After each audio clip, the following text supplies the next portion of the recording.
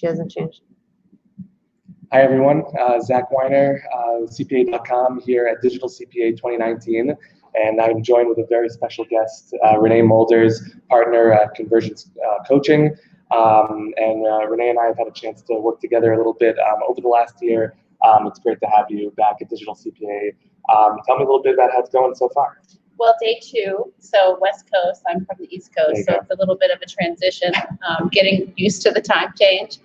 But really some wonderful sessions yesterday, some updates, technical updates, and a disruption exercise and update this morning, which is really fascinating. So I'm just ready to get started today and do some learning. Sure, and a lot of energy on the floor is with the conversations people are having. We had a couple of roundtables. Maybe tell us a little bit about some of the conversations you're seeing on the floor and what people are talking about heading into 2020. Yeah, well, I led a KPI roundtable. That's a great point, Zach, yesterday, and that's what I'm going to be speaking on tomorrow, KPIs for CAS practices in particular. And so that was a really interesting discussion that we had, probably 15, 20 people, and people say the roundtables, that's really the meat of the matter for them. They just really love that here at the Digital CPA conference. The room was so loud. It was fantastic. Yeah, it was hard to hear one. Yeah, for sure. I was at a table with talking about staffing and developing staffing, and it was very special. You and I have had a chance to work together on the CAS Benchmark Survey. The report came out this year. You can find it on CPA.com. And we're now looking into 2020 to do a new one.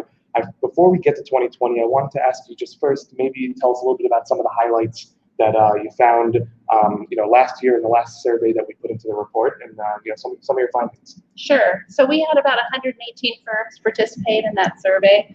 And what we found was there's not a lot of consistency among the practices. So we had a big mix of things and a big mix of what we're calling the practice and how we're defining the practice.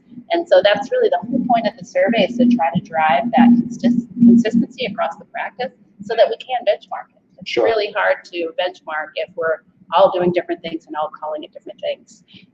A lot of growth in practices. So I think that was one of the big ahas, is that accounting firms in general are growing at maybe 6%, and CAS practices are growing at 15 to 20%. So it's really exciting growth in that practice. Unbelievable. So we got that first report in. It's been very popular within the profession, and we kind of now have our baseline. What we did before. Maybe talk a little bit about what you're looking for now as we launch this in about mid-2020. What are you going to be looking to see, and maybe some of the questions you'll be looking to get answered. Yeah, we're going to talk about KPIs again. We're going to be interested in what firms are using to track the productivity of their people, the success of the practice, and so looking for some unique and interesting ideas there from what firms are doing.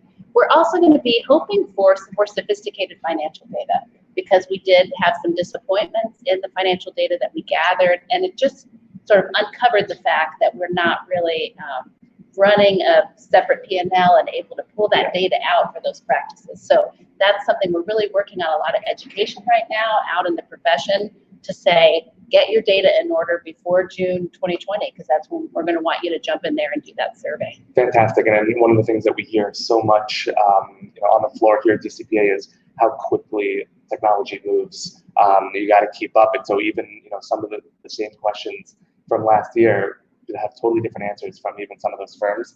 I'm sure that's the case. Yeah, I think we're going to see more technology implementation as well, because that was one of the big ahas, is that firms are maybe using multiple GLs. They're not always using GLs in the cloud. And so lots of opportunities there to drive that consistency and efficiency so you can make a more profitable practice. Fantastic. Well, we're really looking forward to it, and I get another year to work with you on the survey, turn that into a report that really helps the market, the profession.